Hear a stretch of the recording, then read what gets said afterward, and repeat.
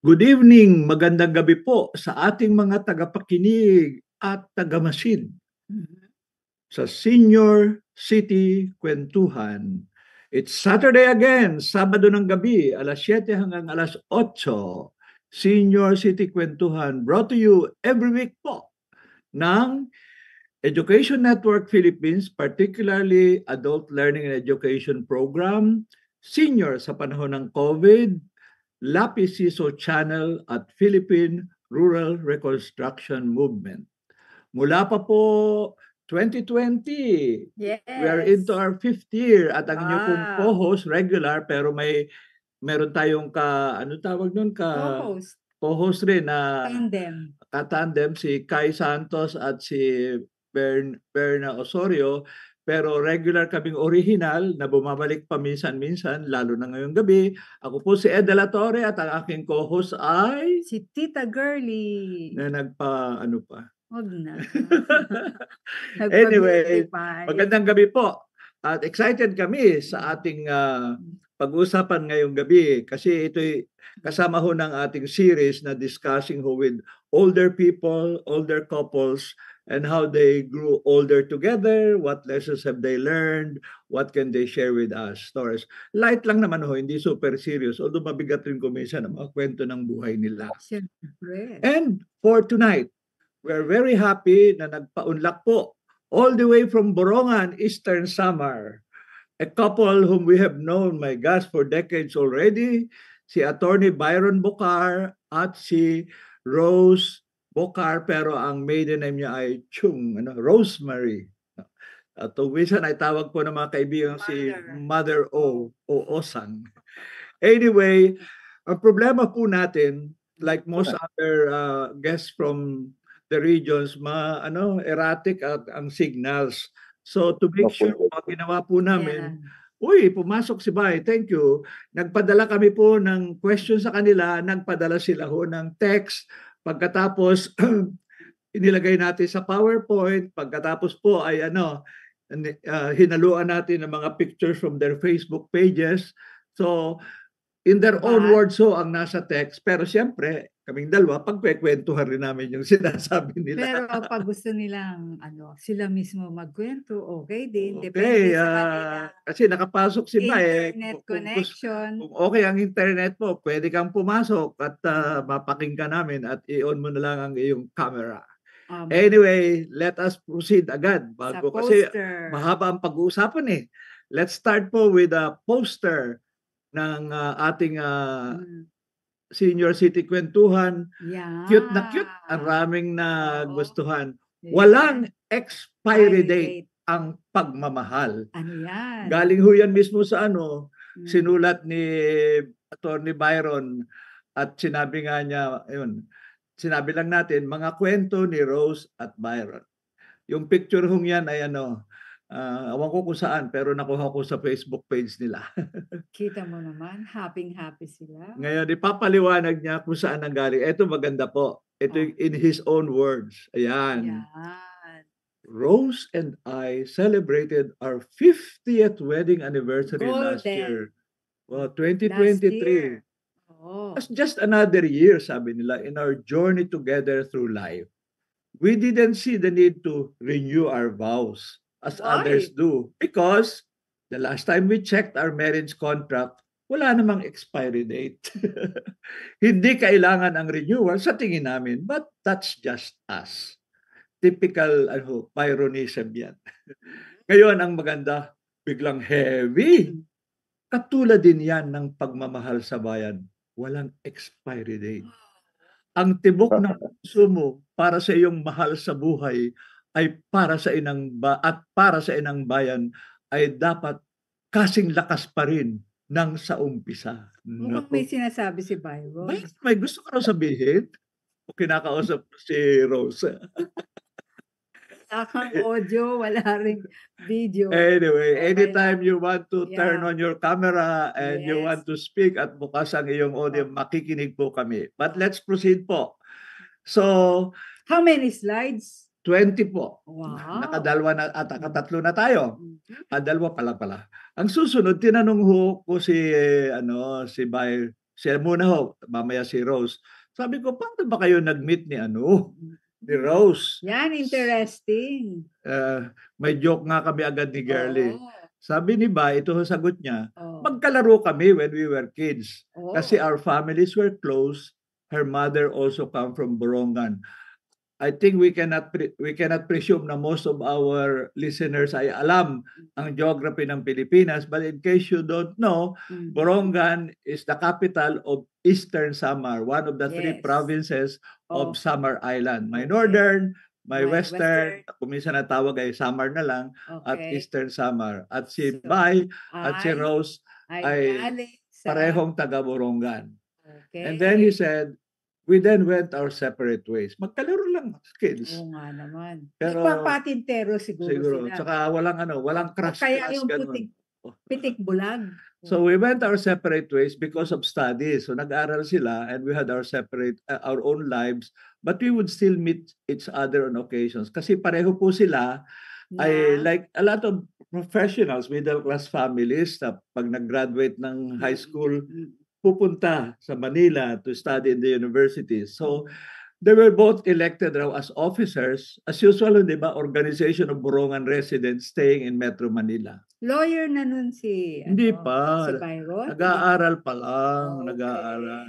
Ang Oh. interesting sinabi nga niya, at yun ang Oh. joke namin ni Girlie. Yeah. That was the time when our relationship became more than that of childhood playmates. Ngayon, They decided to become bed life, mates. ikaw naman, Girlie. Life mates muna. Masyado na itong si Girlie. So anyway, isipin mo, we decided to get married in May 1973. Inisip niyo, martial law na yun. But with the danger of arrest, kasi nauna hong naging active sa anti-martial law issue si Attorney Byron then. So with the danger of arrest and detention hanging over my head, because I was already active in the anti-dictatorship, I presume, naging labor lawyer. Attending to a case. Yeah. Our house had just been raided a month before. Fortunately, I was away in Davao attending to a case. So yun unang kwento. Yes. Shift tayo. Oh. Kwento naman ni Rose. Okay. Ito nakuha kong picture sa isang post sa QT. Wow. Wow. At yan, Tanong ko. typical, si Girlie naman ang nagtanong. Ikaw, Girlie. Sabi ko, Osang, what makes you feel alive in your senior age? At ang sagot niya ay, ito. Work makes me feel alive. Because then I have to move a lot, not only my body, but my mind as well. And it can be stressful, but fun too. Sometimes, wag lang masobrahan. Very efficient yan si Osang eh. Kaya nga. Wag lang masobrahan. So regular recurrent tasks could be challenging because you have to keep tabs on deadlines and due dates. And it helps me in remembering now that we are prone to forgetting. Travel, of course, is another thing that can be exciting, seeing new places, learning about other cultures, observing new trends in other places, revisiting memorable spots, or meeting up with very old friends. Yan. Okay. Ang next tapos, Oh, what makes you feel alive? May second sagot pa si Rose. Ito po. yan. Yan. Another aspect of our lives, and that is our gold bars. Maraming gold bars, mga anak at apo. Especially the apo. They always bring a smile when we remember or talk about them. And their achievements make us happy. And even when they get sick or something goes wrong, we feel them too. These things we really did not enjoy as much when our own kids were small because we were too busy bringing them up. Bagay, isa nga talaga yun, diba? Joke sa mga senior. Oh, Apostolic work. yes. Pag-alaga ng apo. Taman-tayo yung mga anak natin, hindi masyado naasikaso. Dahil busy pa, may career tayo. Pero ngayon, talagang sabi nga nila, hindi vulnerable, ano yun?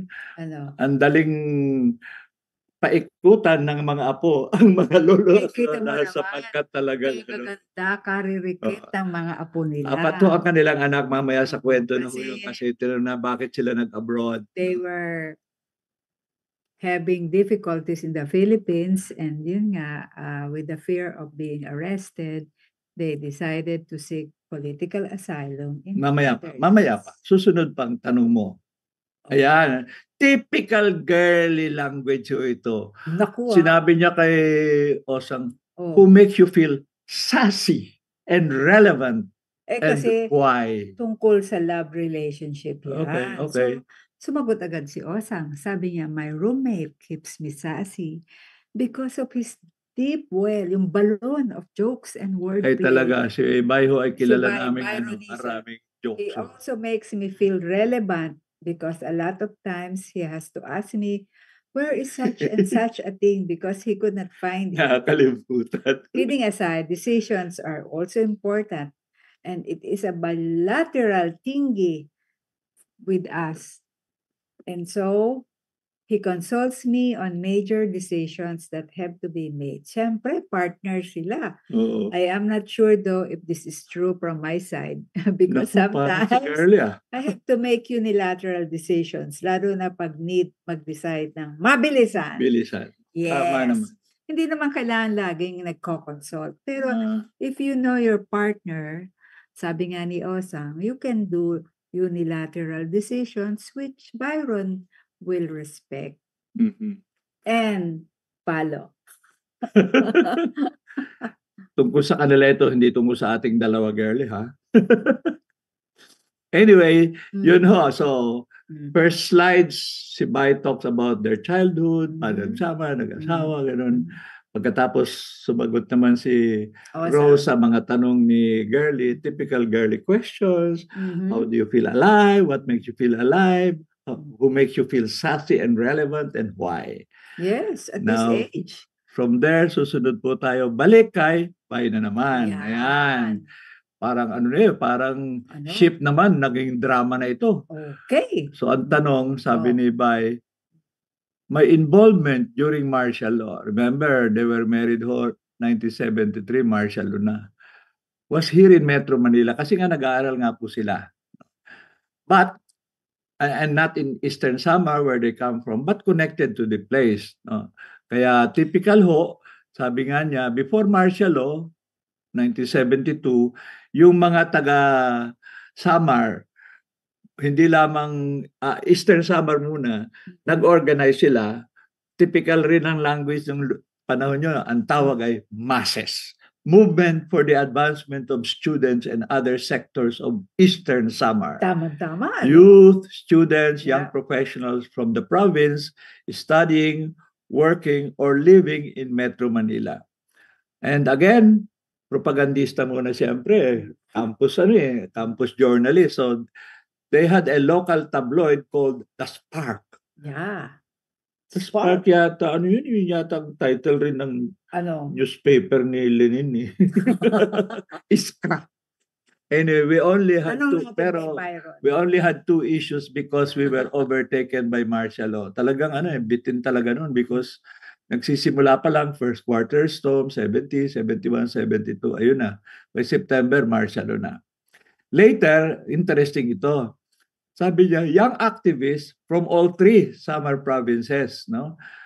Northern, Eastern, and Western Samar put up Samar Youth Action Center in an abandoned building in Arlegui. Malapit siya sa Malacanang, di ba? Arlegui. Yeah. With the help of a priest from Samar connected with the Quiapo Parish. Typical ho nun, marami na hong mga taong simbahan at ang Samar nakilala yan. Ang rami mga pari dyan talagang namulat, kumilos, Diba? at aktibo. Tapos, dahil nga sa tingin nga ni na Bay ay baka may ibahong nakikinig rito, binanggit ho nila sa mga nakakakilala, there he met si Omi Royandoyan, very much in peasant work, Philippine Institute, no? Peasant Institute. Saka nga sa ngayon, coconut issues. Si Pael Claudio from the West. Hindi ko yata masyadong kilala si Pael. Kilala mo ba? Anyway, and Tony Amante, brother of Abon from the North. Ito ho sa mga taga-Samar, alam nila yan, well-known mga activists ho yan. Ang point Si sino? Bye. Sino? si Dr. Rafael Claudio. Dr. Asawa ni Guy? Di naman.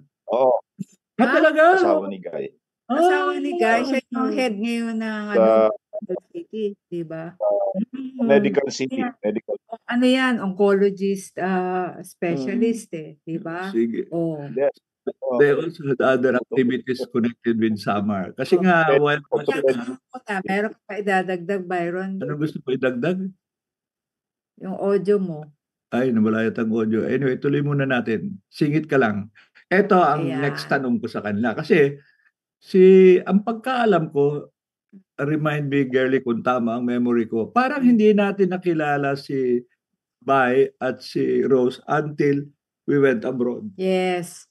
Kasi naalala ko noon, part ng aking task ay magsundo at mag-welcome ng mga dumarating sa Netherlands. So anyway, tinanong ko po si Bai. Ito ang kanyang sagot. Very interesting. A few things here I never knew. Kasi ang tanong paano kayo nag-abroad, no? Sabi niya, napadpad kami sa labas ng bansa. Dahil, typical language, uminit ang sitwasyon para sa akin noon. Kasi nga po, lawyer siya at labor lawyer.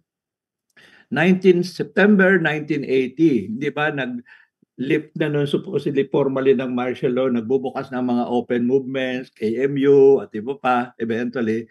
Pero may repression. So, na-raid ang offices of Panalo, that's a federation, and NFL, yung National Federation of Labor, na nagsimula yan sa Mindanao Federation of Labor. Kaya naaresto si Papsing Malonzo, kilalang-kilala ho yan, ecumenical leader yan, na labor leader. Si Cabel, Crispin Beltran, at si Attorney ang tawag ko minsan Are. Ay yun lang ang nakita ko yung picture, kaya nilagay ko si Are dyan ho nasa itaas. Wala pa si Cabel at si Papsi. Pero ang interesting, hindi ko akalain, bagong kwento sa akin talaga yun, Bay. Kay Lovely. Ito pa lang si Victor Lovely, ay ano niya? Ano sabi mo? Kumpare niya? Sa mga, hindi na nakaalala. Nung panahon ng mga 1980s, may mga inaresto at umugo yung usapin na yung mga nagsisikap ng peaceful, non-violent protest, frustrate pa lang kung nangyayari. So may ilang nagsimula na ng tawag ay light a fire movement. Hindi ho yan yung leftist activist, pero may ilang ng elite sumort sa kanila. Itong si Victor Lovely ay yata mistisong Amerikano or something.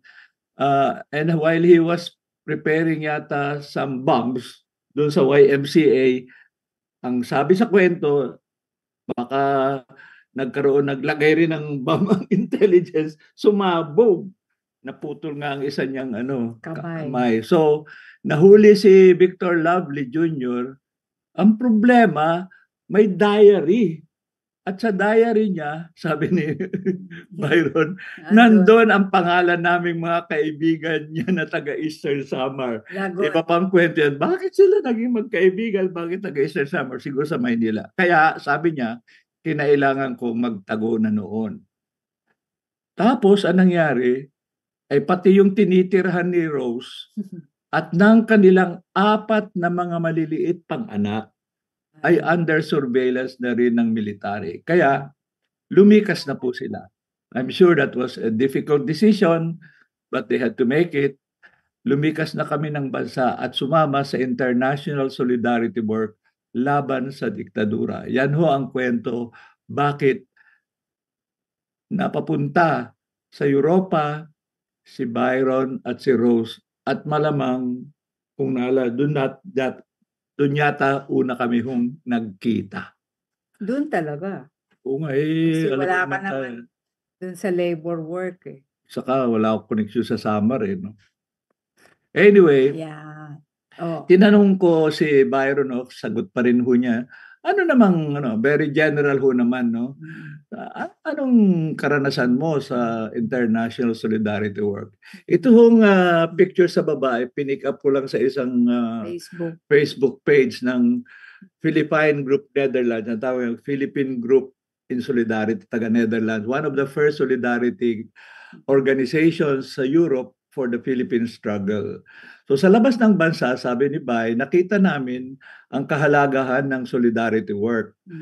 At hindi lamang solidarity work sa mga puti, mga host, kundi marami, doon nakita natin, di ba, sinabi minsan, yung marami palang OFW by then already. Kasi Contract workers pa ang at tawag pag-organisa doon, ng mga Filipino kababayan contract natin, workers. kaya nagtayo rin ng kilusan noon ng Commission on Filipino Migrant Workers Oo. sa Italy, sa Netherlands, sa Kahit sa London, Germany, at Germany, saka even sa later UK. hanggang Sweden. Greece. Anyway, Greece. dahil nga malaking France. ambag ito sa Oo. international, yun ang point eh. Hindi naman, wala namang ilusyon na tayo ang makakapagpa-overthrow ng isang diktador, kundi ma-isolate lang internationally para yung ibang mga bansa makikriticize siya. So, pangalawa, ma-delegitimize. Kaya masasabi natin nakatulong naman talaga na nag-weaken ang dictatorship and led to its eventual downfall. At talagang maraming pro-democracy forces sa iba't ibang bansa ang tumulong sa atin noon, no? Di sa mga nakakita niyan ho, sina Malu, si nakalimutan ko yung matangkad. That's anyway. Nandiyan si Maya na naging guest natin minsan. Sina Marit, sina Brida, Sina Marit, sina nandiyan si Nonoy, Nonoy at si Amber. Brida at iba pa. Si Father Jan Srama na returning. So yun po, it's very brief ho. Si Ninda at si Dick. Tungkol sa ilang Naging kwento ni gitara. Bay tungkol sa international solidarity work. Ang interesting ito. Kasi nga siyempre tayong activists involved, and they were already, when they went there, may 4 na maliliit pa anak. So ang tinanong ko sa kanila po, can you share something about lessons? Alam mo, mga activist parents, about how do you take care of your family, paano binalanse yung political work at pag-aasikaso ng iyong mga anak. Ikaw nang sasagot, babasa o ako? Because of our political and social involvement, taking care of the children was a Challenge talaga. challenge. It was not always the case that we were both available to take care of the children at the same time. Siyempre, 4 yun, ano? We had to arrange our schedule in such a way that one of us would be at home with the children while the other was busy with work, attending meetings, or out on trips. If we were both busy, we would ask a friend to babysit our kids. Ganon din po ang nangyayari sa marami sa amin. Sometimes, if they were by themselves after school, I would forget the time of the office and one of the children would remind me with a call, "Tatay, gutom na ako."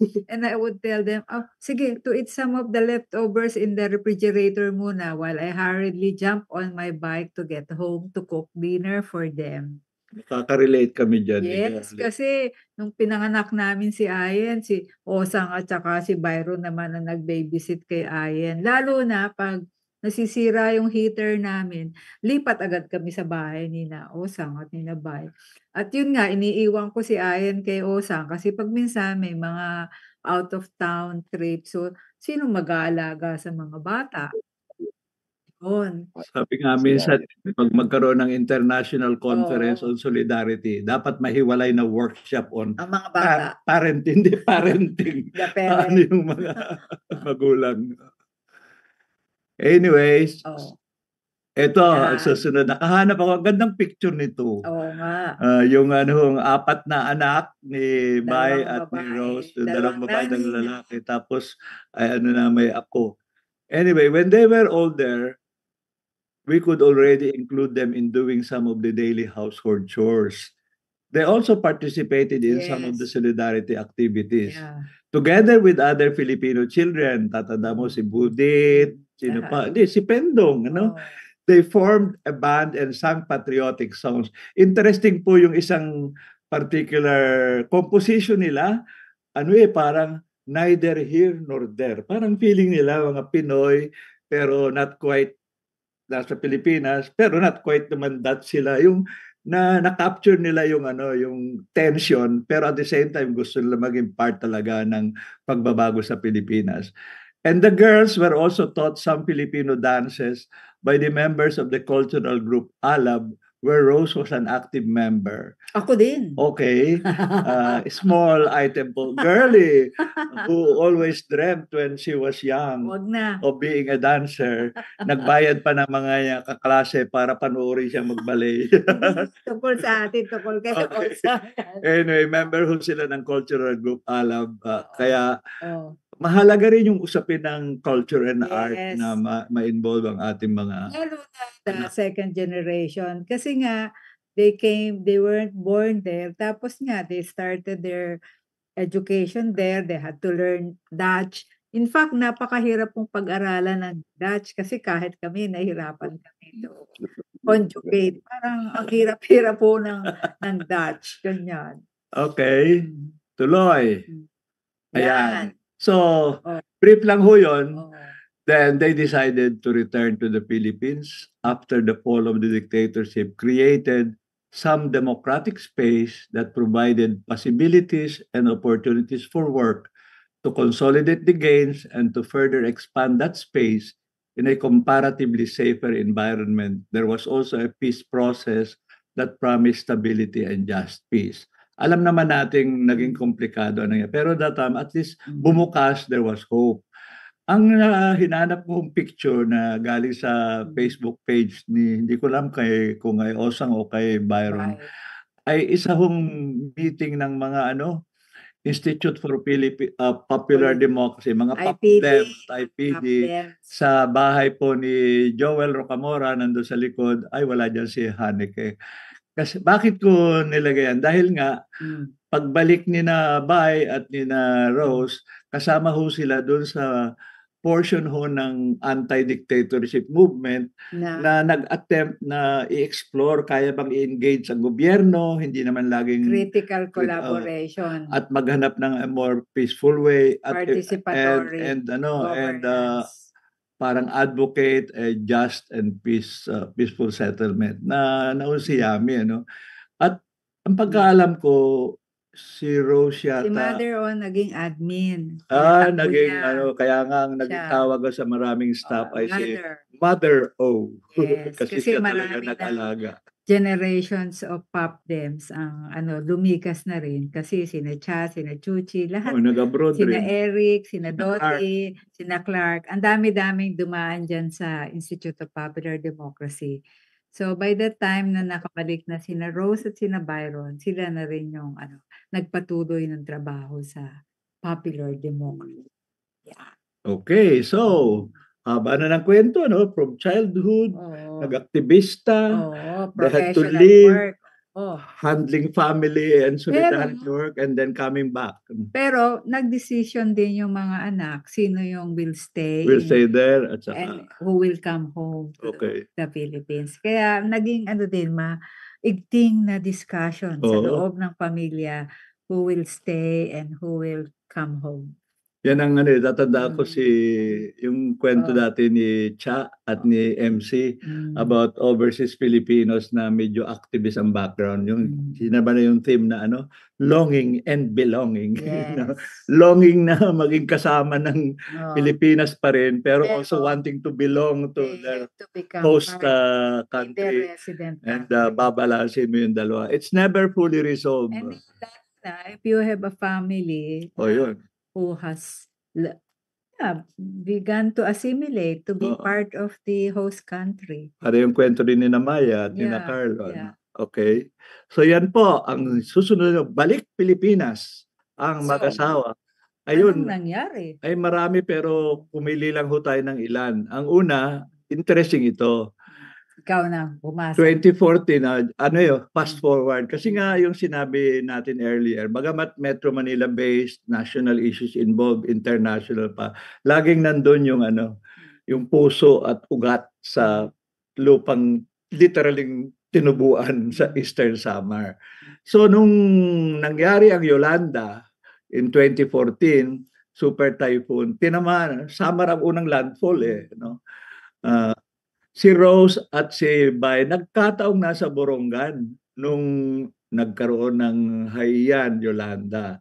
So interesting ito, dahil they want to acknowledge naging involved sila on a particular issue, pero mga dati nilang mga kaibigan, aktivista rin, si Rene Natura, sumalagit nawa, no?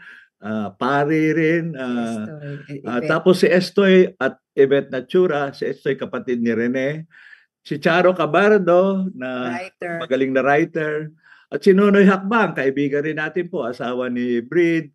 Ngayon, naka-base siya sa and Netherlands pala. Anyway, they were involved with friends in relief efforts for the fisher folk who lost their bangkas and their livelihood, and they called themselves Tindog Samar. Stand up. And join forces. Interesting ito. I did not know this. Yeah. Sina Sixto Carlos pala, kasi he was also doing international work. Nag-meet rin kami. Umuwi rin dito. Tapos yung sister ni Tosong, tawag namin sa kanya, June Carlos, yung sister niya, si Diana at husband, at saka si Nene Sikia, ay nag-form naman ng isang group, ang tawag ay Star of Samar. Tapos, nangolekta ng pera, nakadonate ng fiberglass bangkas to the fisher folk and transported them to Western and Eastern Samar, the badly hit provinces. Tindog Samar, listed kasi hindi pwedeng makatanggap kung hindi may record. Problema, nasira ang mga dokumento noon. And organized the beneficiaries para hindi kanya-kanyang isa-isa makagroup. And coordinated with the Star of Samar in the delivery of the bangkas. Tapos binanggit nito ni Bay, si June, si Sixto Carlos yun, June, si Nonoy Hakbang, at si tapos si Joe Valencia, no, puro mga dito, puro mga dating pare yata kami lahat. Nasawa ni Debbie na ngayon na tumira sa Greece.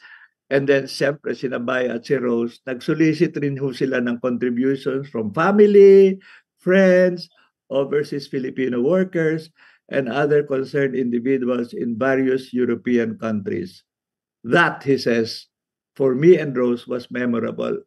I can relate to that kasi nga kung minsan ho tayong mga activists involved in so many big issues, mahalaga yon, pero iba yung may may emotional, special emotionally, kung yung sarili mong lugar, mga taong kung hindi man personal kilala, ay mga kababayan mo ay natutulungan, lalo na sa panahon na nangangailangan sila. No?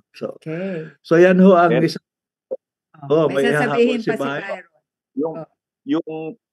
Yung Yolanda tumama in 2013. Ay, pero yung Tindog Samar at Star of Samar itinayo noong 2014. So after. A year. After. Ay, nagkamali ako sa kasi inalis ko yung after the super typhoon. Kaya nagkamali ako. Sorry. 2013 kasi tumama yung Yolanda. Tama. De saka ho, magandang tanong yan. Kasi sabi nga, yung diretsong relief at recovery, maraming bubuhos dyan. Ang challenge, pag hindi na dramatic, lumipat na sa ibang lugar yung relief organizations, ang mahalaga, paano talagang tutulong makarecover, lalo na yung livelihood. At doon mahalaga yung mas-sustain na tulong. No? Anyway. So thank yun you, po. Byron, thank you. Correcting. So, 2013 ho, ang Yolanda, just in case you have forgotten, 10 years ago, last year. Yung arrow, hindi na. Okay naman. Ay nagsalita naman. So, by the way po sa mga kasi maraming nagtanong paano kami makikinig? Kung wala silang Zoom link. Yung Facebook po na may simultaneous livecast po ito. But just in case nabitin kayo, hindi nyo pakinggan lahat. Ito po after this, very soon after this, yung sino ang ating si Marie, JM, si JM si Julia. Ayusin po niya. Tapos ipopost ho ito sa YouTube. So you can watch it and hear it again. And so the correction will be there. Okay. That is the relief and rehab work, recovery work sa Samar. Ang susunod, mabigat ito. Kasi tayo nag-benefit rin dyan. Huwag mo na sabihin. Baka singilin pa tayo ng iba. Ang HRVCB, ang ibig kong Human sabihin, Rights Human Rights Victims. Victims Claimants Board. Alam mo sa Pilipinas, marami tayong problema, pero paminsan-minsan may nagagawa naman tayong maayos kahit gobyerno. Eh, nagkataon ito ay ang akbayan, sina ETA, Eta may mga Rosales. progressive naman sa Congress, nakapagpasa ng batas. Kasi nga po, ang Swiss government, sinurrender some of the, 600, parang $600 million yata na Mas alam ni Byron yun. dineclare nilang parang ill-gotten wealth ng mga Marcoses. So, ibinigay sa Philippine government. And they are supposed to be used not in general fund, kung saan pa, makurakot pa ng iba, kundi for human rights victims, compensation, and including, may isang, alam natin yung magtatayo ng Human Rights Memorial Commission. No? So anyway, nung tinayo ho yung Claimants Board, si Attorney Bay po ang isang, ano ba tawag nun, board member, no? Mamaya yan. Biro mo ito, kasama niya si Linda Centurion. So rami mga papeles kasi nga, tapos itong isa naman, kasi by division sila, may legal, paralegal, administrative staff to implement itong RA 10368. 10368. Alam po nyo, siyempre, hindi naman sapat na sabihin mo, hindi naman na biktima. Kaya they have to go through a legal process. Kaya kailangan ng mga abogado, kailangan ng ebidensya, kailangan ng testimony. So, ang hirap po. Nahirapan rin sila kasi ilan nga sila, mga 70,000 yata nag-apply pero hindi ma-process ng maayos yung iba, kulang ang dokumento. 100,000 plus. Hindi, 11 yung kaya yung documentary, 11,503 ba yun? 103. Kaya, pero ang sinabi nga rito po ni Attorney Bay, at least na-implement po nila ang Republic Act 10368. They granted monetary pero also non-monetary reparations sa victims of human rights violations committed by state forces from 1972 to 1986. They were able po mabilisan yan kasi may time limit, ma-distribute ang compensation fund na 10 billion pesos po from the ill-gotten wealth of Marcos returned by the Swiss government to the national treasury. Ito, to 11,103 human rights violations victims. 70,000. Kung hindi pa ho nyo napapanood, sana ho'y may mangyari sa inyong lugar na dumating ho yung may documentary po, yung 11,103. Kami ho, bagamat ayaw sabihin ni Girlie, for transparency, kasi pareho naman ang kaming nakulong rin naman. Ang aming kantsawal lang, girl, yun naman. Wag na. 3 buwan ka lang yata nakakulong. 7 na taon, pareho ang ating compensation. Hindi sa compensation yun. How many legal rights have hindi na kayo magtatanong. Kantsawal lang ho violated. namin yun. At saka kahuli-hulihan, matanggap ko man kay Girlie rin ho yun. Kaya ang mahalaga doon, ni-recognize ng government na may mga naging human rights violations. Kasi marami ayaw talaga, sabi nila. Bakit kami magre-reklamo? Parang back pay. Kami naman ay nag-commit to resist and to help victims. Hindi kami magpapabayad. Ang sabi po namin sa iba, kinumbinsi namin, lalo na si Ruthie Prudente, para kay Doc Prudente, sabi namin, hindi mahalaga muna agad yung bibigyan kayo ng pera, kundi officially i-recognize ng government. Official, hindi as NGO or hindi as an opposition force. Official record ng government, in-acknowledge na at least 11,103 sa iba't ibang paraan ay pinatay, tinorture, nakulong, at iba pinahirapan. And it's important because that is official record.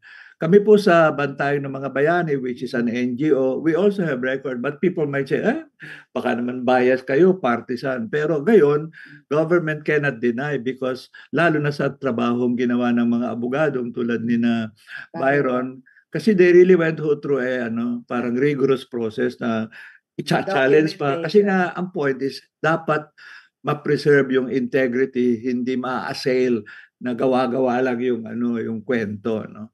So yun po ang mahalaga doon sa work ng Human Rights Victims Claimant Board na sabi nga ni Byron, inisipin nyo, 2014 to 2018, 4 na taon rin yun. No? Although heavy talaga yung workload nila kasi there was a limitation in the law as to how many would be So by a certain date dapat ma-distribute na. officially employed and Oo. there's a deadline for all the victims to be recognized and compensated. So very fast track po yun. Pero marami rin naman pong nag-volunteers to help. Mm. Pero syempre, sa dami rin na nag-apply, kailangan mong ma-filter ano yung totoo at ano yung kulang sa ebidensya. Okay, mula doon po, tinanong ko rin po si Bay. Kaya naghanap ako ng picture kasama si Rose kasi baka Ayan. akala picture lang ni Bay. Kasi nga, pagkatapos niya ng work ng Human Rights Victims Claimant Board, naging member ho si Attorney Bay ng called Transitional Justice League. Minsan nagkaroon tayo ng senior city, di ba? Ito kay Bobby Garcia yata at nakasama rin si Bay.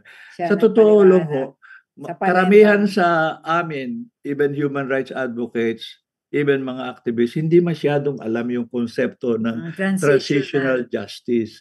Ang idea kasi yun ng transitional justice, kung nagbago na ang politika ng isang bansa at ang gobyerno ay hindi na out and out repressive o kaya kung may conflict, kaya nangyari maraming violations, no? Tulad na nangyari sa Muslim struggle, o nangyari sa NPA at iba sa pa. mga Cordillera, Ngayon, indigenous ang people. idea sa pagbabago, kailangan pa rin may justice na mangyayari, hindi lamang peace.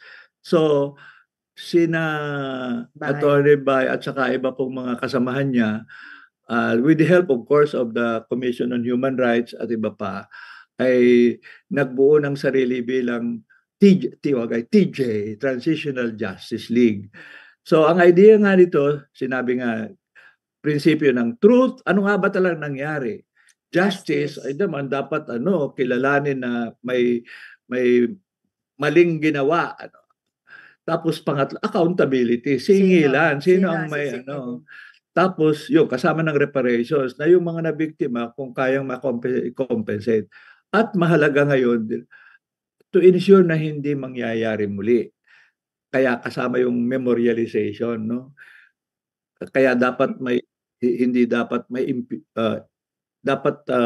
may impunity. Kaya we do not want naman na kaliwat ka na mga haharabas, magpapanis. Pero whole idea, para nangyari sa South Africa noon, talagang pinapagkwento ang mga victims, talagang medyo nakakagalit, nakaka-depress, napaka-emotional. Pero meron sila kasing truth commission. Oo, tayo. Sa atin kasi meron attempt pero hindi na realize completely yung truth commission.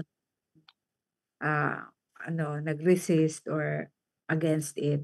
So ito, binuo na muna yung Transitional Justice League.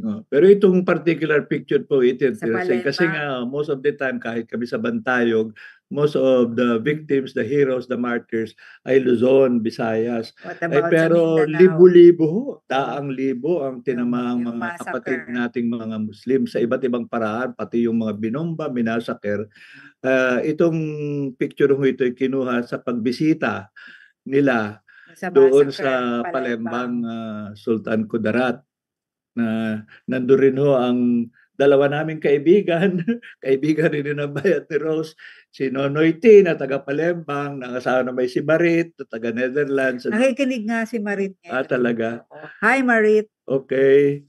So, yan ho ang sa Transitional Justice League. Wala tayong picture nung Palembang Wala. Anyway, ang susunod naman, ito ay kinuha ko lang ho sa para mas mahusay. Sa web, pero pwedeng sabihin ni Bay, ay 5 hindi 4. Anyway, yung RA 10368, reparation no? Tinulungan yung victims, no? So it was already a transitional justice mayor. Kaya sabi ko, hindi naman complete, meron namang nangyari at mangyayari sa Pilipinas. Kaya yung work of the Human Rights Victims Claimant Board, kasama na ho yan sa promoting transitional justice for the victims. Pero sabi nga dito, sagot ni Bay, a lot still has to be done by way of full accountability Dahil by those responsible, kailangan pa rin ang justice, institutional reforms, ay lalo na yung to guarantee non-recurrence na huwag nang maulit. Nasaan yung isang fifth? Ayun na nga, nasa future lahat yun, Ah. non-recurrence. Okay. At lalo na ngayon, most especially of the right to truth in the face of disinformation and fake news. May particular, more recent, bagamat hindi yan martial law kasi nag-end sa 86, ay sabi nga nila, we might need another human rights claimant board. Ay dahil nga, yung extrajudicial killings sa drug war of the former President Duterte ay ngayon lumalabas ang katotohanan, no? Kaya pwedeng gamitin rin ho yung 5 pillars of transitional justice, especially the right to truth, for justice and accountability. Kami naman po nga, sabi ko sa Bantayog ng Mga Bayani and yung future memorial museum mo, no? Mahalaga because in the end, alam mo na nyo, hindi dapat makalimutan ang nangyari, no? Sabi nga ni Milan Kundera, yung Czech na Unbearable lightness. na sinabi po niya na the struggle of people against power is the struggle of memory against forgetting. Kasi talagang gusto nilang i-erase o maalis. Eh lalo na dilemma natin pag mga senior citizens, nakakalimutan na natin. Kaya kailangan ang libro, kailangan ng film, kailangan ng museum. Kaya nagsi-senior city tayo. Kasama na ho yan. At least ngayon po, with the technology, nakapost na sa YouTube. The Hindi right basta-basta to pwedeng. truth has no expiration. Ayun, ganun. Naku, Diba? nakopya mo na kay Bayan, No Bay- expiry date. Walang expiration yan. Okay, Research so for yan ho truth. ang some of the kwento. Hindi ho lahat. Ngayon, balik tayo, nasa last, na ho tayo, na last for 13-14 minutes. Ito yung senior city kwentuhan na talaga. Ang Bakit? tanong. Anong tanong? Ayan, si Girlie na naman. Tanong kay Osang. Siyempre, pagkatapos ng napakahabang panahon na nag-alay ka ng puso at talino at oras mo sa bayan, paano ka naman ngayon na senior citizen? Meron pa bang natitirang kaligayahan? Yung chill ka lang? Ganyan. So, sagot ni Osang, we are more relaxed and can enjoy some things better kasi wala nang iniisip na regular needs ng mga anak. I feel more at ease with myself and no longer worry about what others might think. Comfort comes first. We can go anywhere without worrying about who will take care of who except for my plants. Ha ha ha ha. I enjoy but sometimes embarrassed by the respect and accommodation shown by the younger people around me, be it on a public transport, restos, and other places. Those are the perks of being a senior. Also, free movies and discounted cost of our medicines, which means a lot, lalo na ngayon. Lalo na ngayon. Oo. Siyempre, hindi ko natanong kay Bay at kay Osang, what about the other love? Si Girlie na naman ho. Censored ho ngayon. Hindi, the other love. Other than plants, may dog ba kayo? May pets ba kayo? Okay. Akala ko Kasi alam mo naman si Girlie, pag nag-isip na ganyan, naisip ko agad senior sex ang iniisip Okay, punta naman tayo. Ito naman ang word ni Bay. Ayan. Interesting ito. Ikaw ang bumasa Ay, niya? talagang ito, typical tawag namin ay Byronism. Yes, pogi-pogi. Mahilig ko siyang yung ano ba ang tawag doon? Wordplay. Kung may kiskisan, totoo naman lalo na strong personality. Si Girlie at ako, maraming kiskisan. Dahil nangyayari naman yun. Pero sabi niya, dapat pagkatapos may kiskisan. Yes. Sa mga rally, okay talaga. Expected mo may kiskisan. Pero sa pagmamahalan, mas okay ang kiskisan. Naku talaga. Nalimutan ko nga tanongin kay Osang pag kayo ay nag-aaway, pinapahaba ba ninyo ang inyong cold Sama ng shoulder loob. o sama ng loob?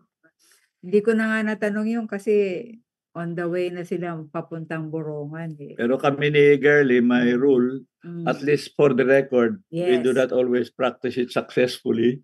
Chinig niya ako kahapon eh. May usapan po kami Mm. na hanggat maaari, hanggat kaya ng emosyon mo, Mhm. and you must take an initiative. Mm. May away man, ganong katindi, ganong kababaw, na pag-usapan mo, hindi ba? Kung pwede man lang pahupain ang emosyon bago kayo matulog pareho. Don't let the sun go Yes. down On on the- your resentment or Or- anger. But or sinabi ka sa Oh, magsabi tayo na totoo, kung minsan mahirap rin. inis pa rin. Kaya pa-silent na lang. Pero hindi naman silent na cold. Ano lang, Oo.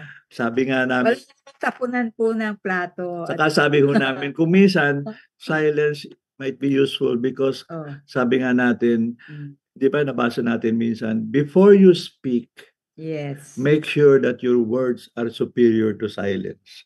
Kasi magkamali pa eh. Mas magaling na kahit silent, kahit alam lang medyo pasama pa ang loob. Pero syempre, mas maganda kung hindi lang nag-uusap, may kiss-kissan.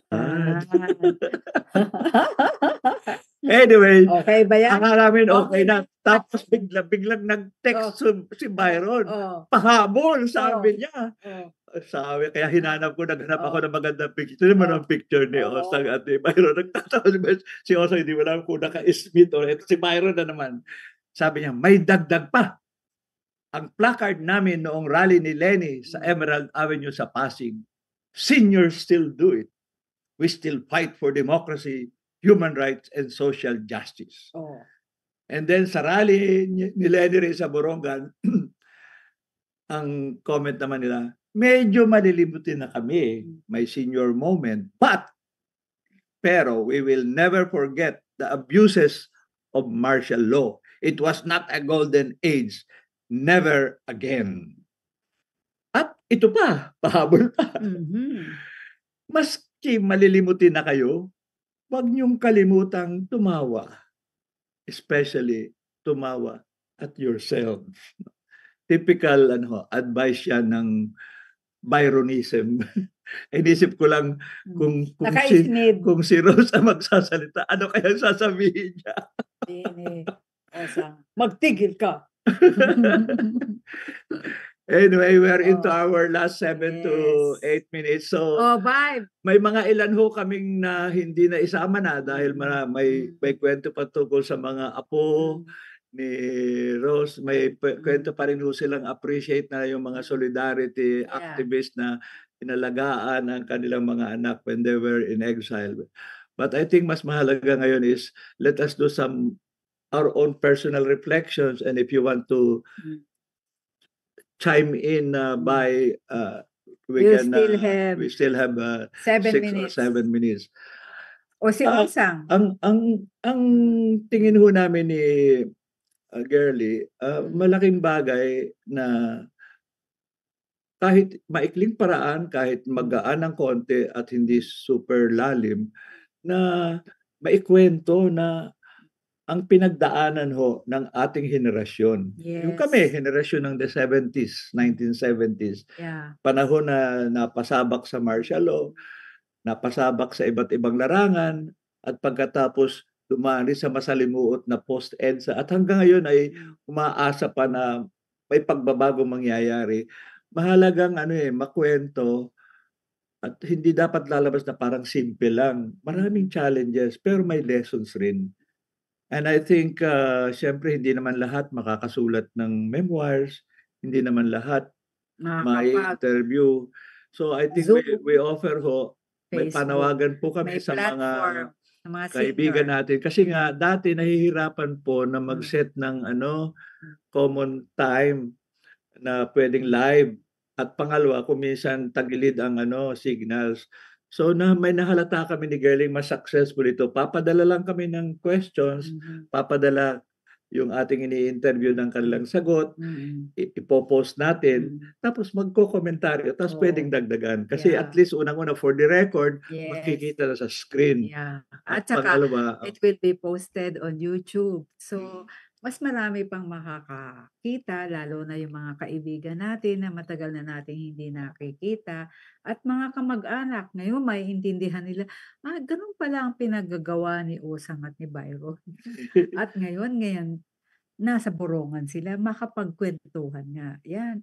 Mahalaga sa atin yung mga ganitong kuwento na kahit sa loob lang ng isang oras, nakukuha mo yung ano, buod ng pagiging tao at pagiging makabayan. And more important, mahalaga yung ano rin, Mm. yung partnership through Yes. yung life journey. Yes. Hindi biro na ano yung parehong committed sa iba't ibang causes o kumisan Mm. At siyempre saka pareho silang magulang, ama at ina. parents pa Hindi simple na maging at aktivista sa lolo't lola panahon na na ngayon. ngayon may mga apo pa Oo. na kailangang bisitahin at puntahan pa sa ano 'no, sa Netherlands from time to time. Kaya yun nga, overseas, across the oceans, across time, na pag-iisipan mo paano kaya nila ano, extend ng kanilang oras, ng kanilang energy sa dami ng kanilang ano, Oo. hinaharap. Saka kung minsan hindi natin naitanong dito pero tatanong pa rin. Tanong rin natin sa sarili at saka tulad kay Beatrice. Hmm. Ano pang inaasahan mong puwedeng mangyari sana? Sa buhay Ano pa natin ang habang handa buhay. mong Oo. bigyan pa ng panahon at oras no matter how limited? Because wala ito parang lifetime commitment talagang naniniwala ho tayo ang amin. Yan ho ang bias ng senior city. Ang ating mga ni-interview, mga tao talagang Yeah. nagtaya ng buhay nila, not necessarily in a dramatic way, but through life, naghahanap ng iba't ibang paraang mag-contribute sa Na maging pagbabago makabuluhan ng ating bansa. ng ating bansa, makatulong sa mas nangangailangan. At ngayon, sa bagong challenges, makabuo pa rin ng sense of nationhood na isang bansa tayo, iba't ibang tribo, iba't ibang lingwahe, iba't ibang karanasan, iba't ibang issues, pero makahanap tayo ng common cause, no? And more important, huwag tayong mawalan Ng ng pag-asa. pananalig at pag-asa Pag-asa. at sa isa't isa, no? Na Kaya minsan kasi natin. tayo sinabi, tayo mga Pilipino, ganito tayo, gugulo natin. Kasi Eh, kung minsan nire-replay, kasi ganyan ang gobyerno na elect natin. Pero May ano ang may isa at akong the heart of the Filipino yung naghahanap pa rin. yung appreciation din ng mga taong hindi natin kilala. Imagine nung nagpapa-laboratory ano kami, Oo nga. check-up nung isang araw lang. First time namin pumunta dun sa ano, North Vertis, yung high precision diagnostics.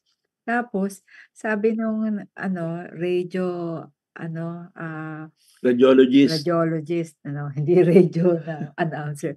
Sabi niya, "Parang kilala ko po yung asawa ninyo. Parang yung mukha niya, lalo na po yung kanyang puting Puting buhok." buhok, parang familiar po sa akin." Sabi ko, siguro nakikinig ka dun sa ano, West Philippines." "Oo nga po, yun na nga po, atin nga po yun." Sabi niya, "Oh." So parang yun, nakakataba ng puso 'no, na hindi mo kakilala, hindi mo iisipin mukhang millennial na nakikinig din pala sa mga issues of the day. At meron siyang ano, marubdob na sagot agad na, "Oo nga po, atin po 'yan." Oh. So, kahit papaano, that made our day. Yes. But to make But it even fully our day, because he's still listening and sana may sound. tomorrow, Do you have any Osang. last words Yes. about the latest Byronism tungkol sa ang ganda talaga nung Oo. una mong Yeah. quote na ano no. There is no expiry date sa ano Sa sa pagmamahal, hindi lamang sa isa't isa kundi Kundi sa para sa bayan. Malaking bagay 'yun, no. May idadagdag ako.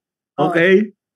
Oo, kasi nabanggit mo yung commitment, Okay. So, 'pag ikaw ay committed, huwag mong hayaang tumigil ang tanaw at pagkilos mo. Okay. Tama. Tapos, kami hindi nawawalan ng pag-asa, Alam mo Correct. kung bakit? Bakit? Pinangalan namin yung isang anak namin, Dita Ang pangalan. Pag-asa. Dita. Gano'n talaga. Galing Kapag may buhay, may pag-asa. Yan ang gusto ni Gerling. Tinuruan ko ho ng Latin. Latin. O, sige nga. Dum spiro, Oh. spero. Oh. While I breathe, I hope. Laging magkakabit ang pagmamahal sa isa't isa at ang pagmamahal sa bayan. Naku, alam yan naman. Ang lalim naman. Bayan yan eh. Oo Oo. nga, totoo. Di ba yung anak mo si Bayan? Lahat na, mga pangalan ng mga anak mo. May Mga bida, bayan. may bayan pa. Oo. Yan. Talagang bawat hininga, bawat daloy ng dugo. Okay, saka bago ho kayo maging pumailan lang ang pagkamakata ni Gerling katabi ko, at bago makaisip pa ng bagong aphorism na naman si Bay. Hindi naman. Pero unang-una po, Oh. thank you very much. Hindi biro po ng Oo. isang couple, bagamat with restraint naman, hindi naman sinisiwalat lahat ng din. Pero still, to share our life Yes. and to share the challenges how we met them. Wala hong mga ulirang couples, no? Yeah. We are all humans, we have our weaknesses, but more important, we have to emphasize our strength, Yeah. yung blessings na nabigay sa atin that Yes. we lived through these challenging times, and we had people in our life journey, both friends, comrades, but especially Compañeros. yung life mate Yeah, na nagsimulang joys. playmate lang. Ngayon ay Jay, dire-diretso. childhood, Playmates, life mate. life mate, bedmate. Si Girlie, bumalik na naman talaga. Okay. Sige. Tapusin na po natin. Maraming salamat po sa ating very special guest. Si Sana full enjoy name ay Rosemary Chung Bukar or Yeah. Rose Mother Sana of we did at si justice. Attorney Byron. At muli, nagpapasalamat po tayo sa ating co-sponsors, Education Network, particularly Adult Learning and Education Program, Senior sa panahon ng COVID, Lapis Siso Channel at Philippine Rural Reconstruction Movement. Muli, we are reminding you, watch out po. This episode will be posted, if not tonight, tomorrow on YouTube, so you can watch it again. No? And again, we give our thanks to our special techie, Si Julie Marie. Batang-bati, si Julie JM Marie. ang tawag sa kanya, who make sure that not only okay tayo ang ating Zoom, but also simultaneously livecast to ito sa ibang mga Facebook pages. So I hope you enjoyed this, and I hope it contributes to at least a little bit of light and emotions and a bit of hope again and energy in this weekend. Enjoy po the rest of the weekend. Again, thank you very much. Bye, and Rose. And see you next Saturday for the next Senior City Kwentuhan. Bye. Last word. Thank you. You are welcome. Okay.